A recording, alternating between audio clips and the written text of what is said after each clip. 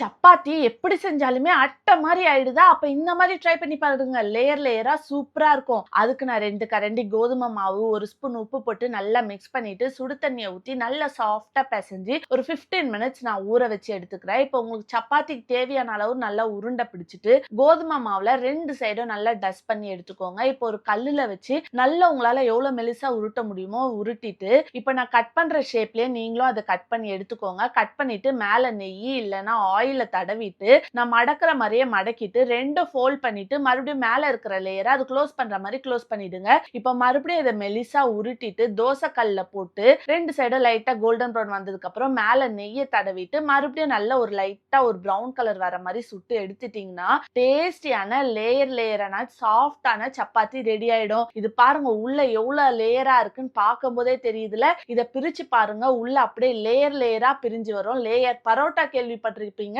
Layer சப்பாத்தியை try பண்ணி பாருங்க, அவ்வளவு சூப்பரா இருக்கும். ட்ரை பண்ணிட்டு எப்படி இருக்குன்னு சொல்லுங்க. இந்த மாதிரி வீடியோஸ் கிருஷிகா ஆரால்ட சப்ஸ்கிரைப் அண்ட் ஃபாலோ பண்ணிடுங்க.